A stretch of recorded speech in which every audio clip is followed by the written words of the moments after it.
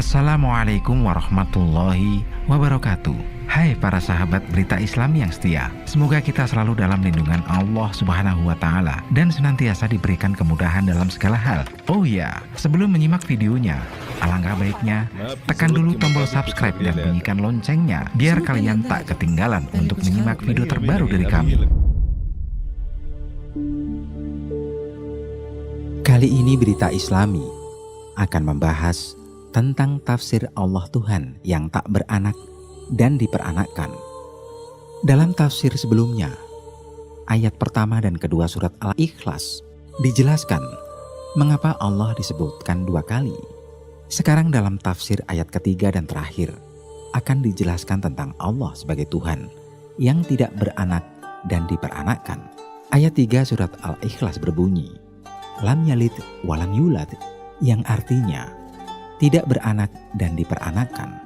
Dijelaskan dalam buku tafsir Al-Misbah oleh M. Quraisyihab. Pada ayat di atas berarti Allah tidak menciptakan anak dan tidak terlahir dari bapak atau ibu. Tidak ada seorang pun yang setara dengannya dan tidak ada seorang pun yang menyerupainya. Kata yalid atau beranak dan yulad atau diperanakkan terambil dari walada yang digunakan Al-Quran untuk menggambarkan hubungan keturunan. Sehingga kata walid misalnya berarti ayah, dan yang dimaksud adalah ayah kandung. Walada adalah anak kandung, walidah adalah ibu kandung, dan seterusnya. Berbeda dengan kata ab, yang bisa berarti ayah kandung atau ayah angkat. Beranak atau diperanakkan menjadikan adanya sesuatu yang keluar darinya. Hal ini yang bertentangan dengan arti ahad dan bertentangan dengan hakikat sifat-sifat Allah. Di sisi lain, ayah dan anak merupakan jenis yang sama. Sedangkan Allah tiada satupun yang dapat menyerupainya, baik dalam pikiran maupun kenyataan. Sehingga dia pasti tidak mungkin melahirkan atau dilahirkan. Sementara kata lam digunakan untuk menyangkal sesuatu yang telah berlalu. Kata tersebut digunakan untuk meluruskan kepercayaan, yakni Tuhan beranak dan diperanakkan yang telah beredar sejak dahulu. Seakan-akan ayat ini menyatakan kepercayaan kalian keliru. Allah tidak pernah beranak atau diperanakkan. Ayat keempat surat Al-Ikhlas berbunyi, Walam yakul lahu kufuwan ahad. Artinya, tidak ada satupun yang setara dengannya. Pada ayat ini menambahkan penjelasan dari ayat sebelumnya. Allah tidak beranak atau diperanakkan. Kata kufuwan terambil dari kata kufu, yakni sama. Ada pula ulama yang memahami kata ini dalam arti istri. Sebagaimana dalam firman Allah, surat Al-Jin ayat 3. Dan bahwasanya maha tinggi kebesaran Tuhan kami.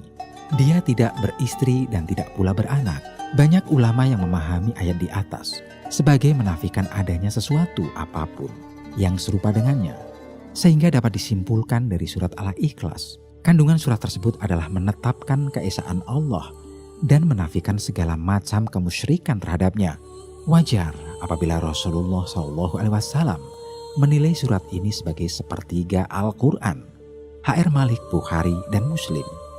Tulisan di Facebook tentang Tuhan kok beranak yang telah menjadi viral di media sosial tersebut telah menjadi sebuah tulisan berharga yang perlu ditindaklanjuti oleh semua pihak, baik pemerintah maupun lembaga-lembaga agama. Penulis Aisyah Nuramdani mengupas sifat paradoksial dalam agama-agama wahyu ini sebagai titik temu dari iman bersama atau common faith.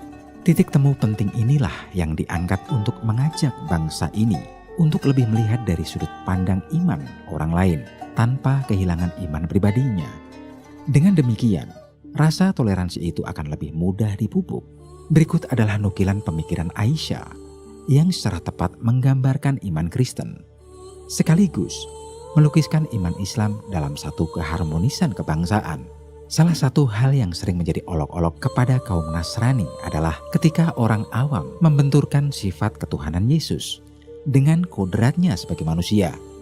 Rata-rata karena mereka tidak faham sifat sepenuhnya insani atau kamil bi al-nasud dan sepenuhnya ilahi atau kamil bi al-lahud yang dimiliki Yesus di atas.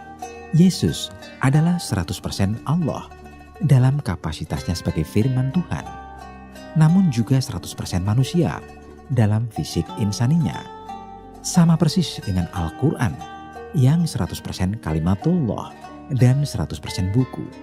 Secara fisik mungkin buku tersebut dapat rusak, robek, atau bahkan terbakar sampai habis. Namun ketika Al-Quran rusak secara fisik, apakah artinya firman Allah juga telah rusak? Tentu tidak. Yesus pun dalam rupanya sebagai manusia tentu dapat mengalami kerusakan secara fisik, merasakan rasa sakit, lapar, mati, namun bangkit lagi. Tapi kerusakan secara fisik tentu tidak berpengaruh apa-apa terhadap statusnya sebagai firman Allah. Apalagi sampai hal-hal fisik ini dipandang sebagai bukti bahwa Yesus bukan firman Allah. Oke para sahabat Berita Islami, semoga apa yang kita sampaikan bermanfaat untuk kita semua. Kita akan sambung lagi di lain waktu dan kesempatan. Tetaplah stay tune di channel Berita Islami.